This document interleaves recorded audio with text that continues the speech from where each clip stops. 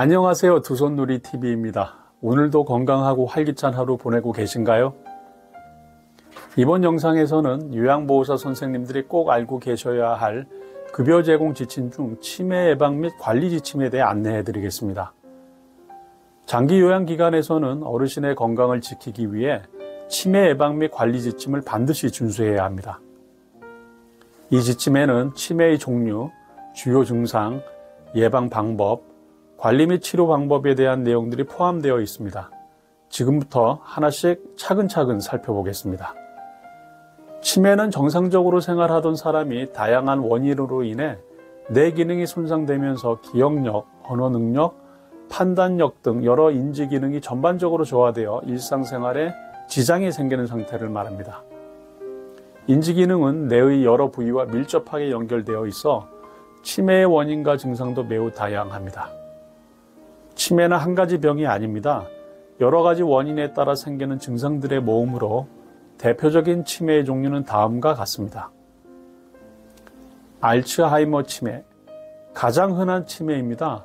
뇌세포가 서서히 파괴되면서 기억력 저하부터 시작해 점차 모든 말하기, 계산하기, 판단력과 같은 인지 기능에 영향을 미칩니다. 혈관성 치매, 뇌졸중처럼 뇌혈관이 막히거나 터져서 생깁니다. 갑자기 기억력이나 판단력이 나빠지는 경우가 많습니다. 중풍을 겪으신 분들에게 잘 생기는 치매입니다. 알코올성 치매, 술을 지속적으로 마시면 뇌의 신경세포가 손상되면서 치매가 생길 수 있습니다. 기억력 저하뿐 아니라 성격 변화나 집중력 저하도 함께 나타납니다. 이처럼 치매는 종류에 따라 증상과 치료 방법이 다르기 때문에 정확한 진단이 가장 중요합니다.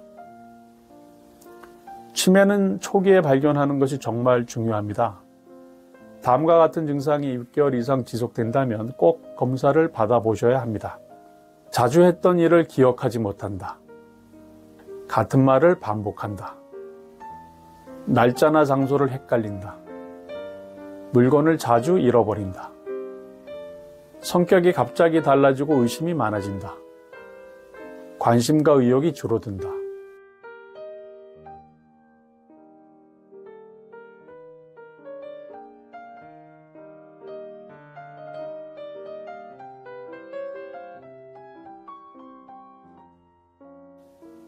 치매는 무엇보다도 예방이 중요한 질병입니다. 간단한 생활 습관의 변화를 통해서도 치매의 발병 위험을 낮출 수 있습니다. 뇌 자극하기, 책 읽기, 글쓰기, 퍼즐 맞추기 등 새로운 활동을 통해 뇌를 자극할 수 있습니다. 운동하기, 하루 30분 정도 걷기나 가벼운 스트레칭은 혈액순환을 도와 뇌 건강에 좋습니다. 사람들과 자주 소통하기, 외로움은 치매 위험을 높이는 원인입니다. 친구 만나기, 가족과 대화하기를 통해 이를 해소할 수 있습니다. 건강한 식생활, 짜고 기름진 음식을 피하고 채소, 생선, 과일 위주로 섭취하면 인지 건강에 도움이 됩니다. 금연 금주, 담배와 술은 뇌에 해롭기 때문에 가능한 줄이거나 끊는 것이 좋습니다. 끊기 어렵다면 가족이나 전문가의 도움을 받는 걸 추천합니다. 질병관리와 정기검진, 고혈압, 당뇨, 고지혈증은 뇌혈관에 나쁜 영향을 줍니다. 꾸준히 약을 먹고 병원 진료를 받으세요. 건강진단은 1년에 한 번 받으시는 게 좋습니다. 치매는 완치가 쉽지 않은 질환이지만 조기에 발견하고 꾸준히 관리하면 진행을 늦출 수 있습니다. 장기 요양기관에서는 어르신들의 건강과 삶의 질을 위해 다음과 같은 방법으로 치매를 관리하고 있습니다. 인지기능 개선제 등은 기억력 저하를 늦추는 데 도움이 됩니다. NMDA 수용체 억제제는 신경세포를 보호하고 인지기능을 유지해줍니다. 어르신은 약에 민감하기 때문에 낮은 용량으로 천천히 시작하고 부작용이나 다른 약과의 상호작용에 주의해야 합니다. 복용 시간과 용량을 정확히 지키고 약 보관함과 복용 기록 근육을 활용하면 좋습니다. 운동치료, 가벼운 걷기나 스트레칭을 통해 관절과 근육을 유지하고 기분 전환에도 도움이 됩니다.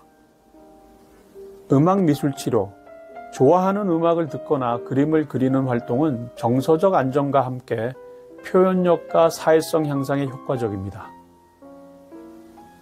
회상 활동과 사회 참여, 옛날 이야기를 나누고 함께 웃는 시간은 어르신의 자존감과 유대감 유지에 큰 힘이 됩니다.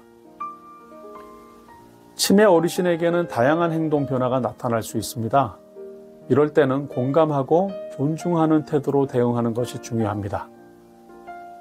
배회, 이름표를 착용해 혹시 모를 사고에 대비합니다. 불안, 낯선 환경, 신체 불편 등 배회의 원인을 파악합니다.